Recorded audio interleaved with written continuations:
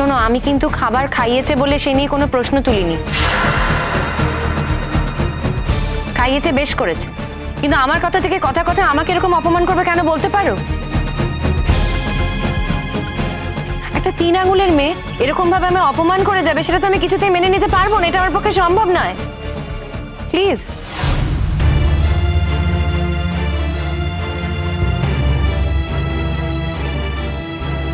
তোমাকে একটা কথা বলি রূপকথা।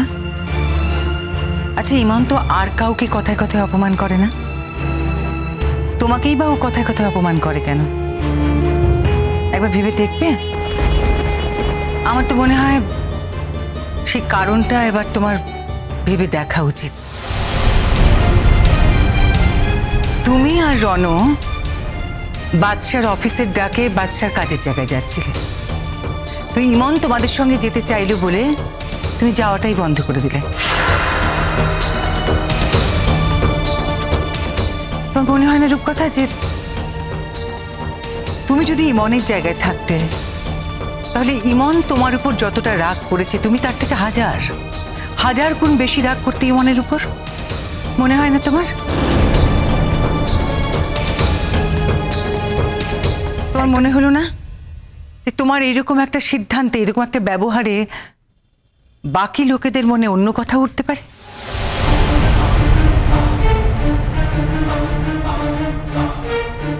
না না না না, উঠতে পারে না, কোনো কথা উঠতে পারে না, কোনো কথা উঠবে না। যাদের মন নোংরা, হ্যাঁ, যাদের মন ছোট, তাদের মনেই কথা উঠবে। বেশ করেছে রূপকথা, যেটা করেছে বেশ করেছে। কেন মেয়েটা যে যা ছিল সে রূপকথাকে বলতে পারতো নি? হ্যাঁ, সে তো তার বড় যা, একটু বলতে পারতেনি দিদি আমি তোমার সঙ্গে যাব? না না না, সেটা করেনি গো, সেটা মোটে করেনি। হ্যাঁ, চুপি চুপি একদম চোরের মতো একদম বরকে পটিয়ে, বরকে জপিয়ে বাস্কটা নিয়ে একবারে এখানে এসে দাঁড়ালো যাবার সময় যাবো বলে।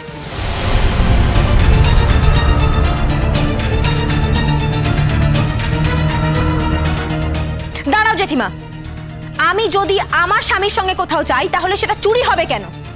তুমি কখনো তোমার স্বামীর সঙ্গে কোথাও যাওনি?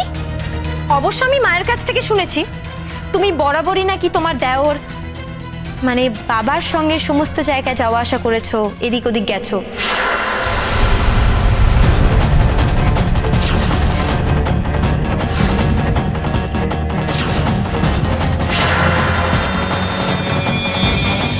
তাই হয়তো আমার এই কথাটা তোমার পক্ষে বোঝা সম্ভব নয়।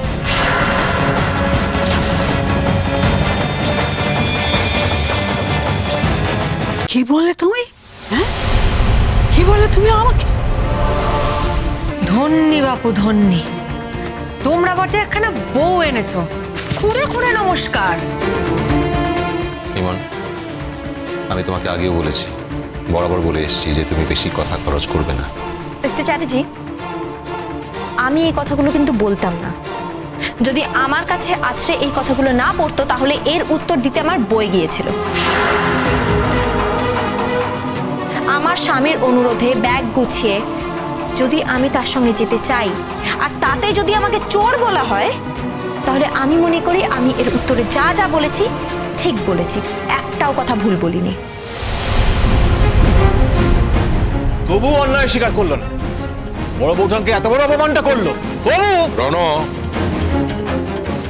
আজ আমরা সিদ্ধান্ত নিয়েছি যে এই বউকে নিয়ে আমরা সংসার করব না। এটা কি তোমাদের ফাইনাল ডিসিশন বাবা? কেন? তা না হলে তুমি কি করবে বাপ? হ্যাঁ রণ, কি করবে তুমি? আমি যা জিজ্ঞেস করছি তার উত্তর দাও। হ্যাঁ, এটাই ফাইনাল। মেয়েকে নিয়ে আমরা সংসার করব না গো। ওকে যেখান থেকে নিয়ে এসেছো সেখানেই ছেড়ে দিয়েছো। দেখো বাবা, ইমনকে বিয়ে করে এই বাড়িতে আমি এনেছি, তোমরা নয়। তোমরা তাই তার উপরে যে কোনো দায় অস্বীকার করতে পারো, কিন্তু আমি করতে পারি না। সেই ক্ষেত্রে আমাকে এই বাড়ি ছেড়ে চলে যেতে হবে।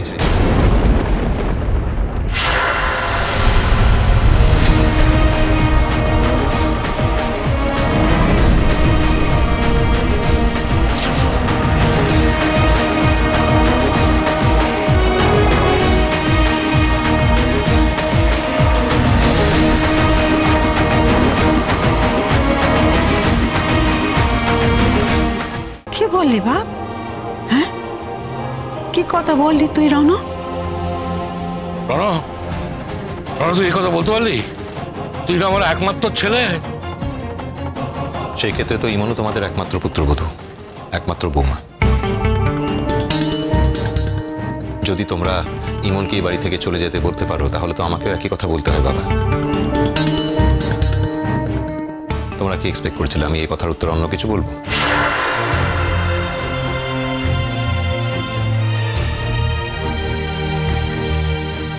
মেজমামু, এই জন্য আমি বলেছিলাম যে এই সমস্ত কথা নিয়ে প্লিজ এত অশান্তি করুন।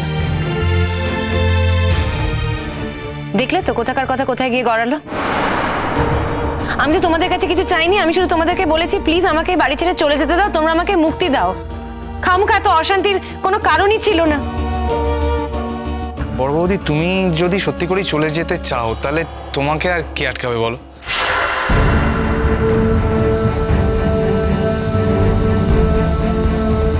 কোনো মানুষকে তো আর জোর করে আটকে রাখা যায় না।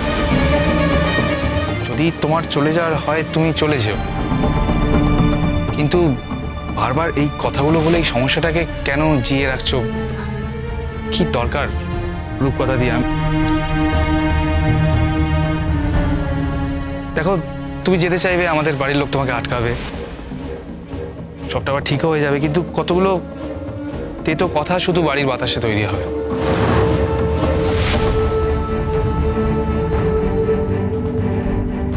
না, তুমি এটা ভেবো না কিন্তু যে আমি তোমাকে চলে যেতে বলছি। মানে তুমি যে কথাগুলো বললে আমি সেটা ধরেই তোমাকে জাস্ট এগুলো বললাম আর কি। আমি তোমার কথা বুঝেছি টুকলু, তোমার কথা বোঝার মতো বুদ্ধি আমার আছে, সেজন্য আর ভেঙে ভেঙে তোমাকে পরিষ্কার করে বুঝিয়ে বলতে হবে না।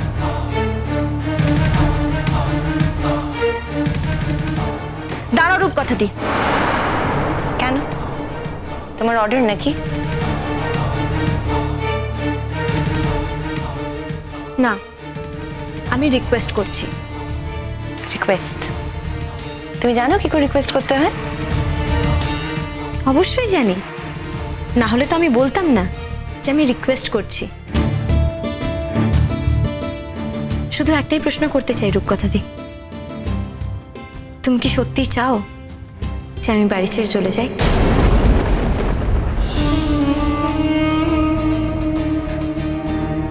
জেঠিমা, তুমি মন থেকে বলো তো, তুমি কি চাও আমি বাড়ি ছেড়ে চলে যাই? বাবা, তুমি?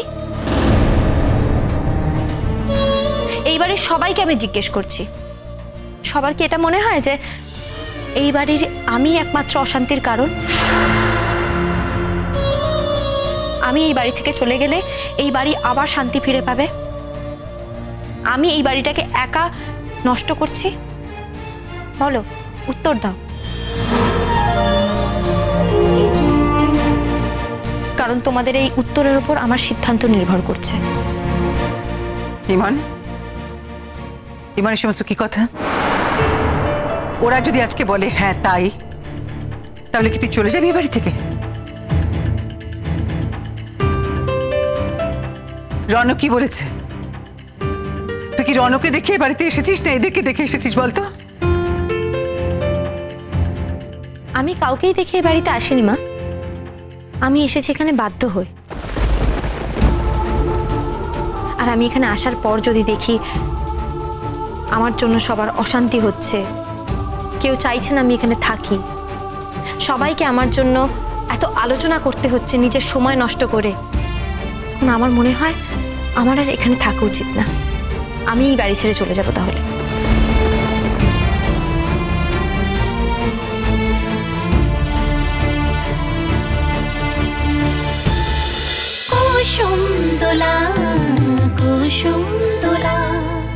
স্টার জলসার প্রিয় শো দেখার জন্য সাবস্ক্রাইব করুন আমাদের ইউটিউব চ্যানেলে এবং আপডেটেড থাকার জন্য প্রেস করুন বেল আইকন। চলো চলো চলো চলো পাল্টাই।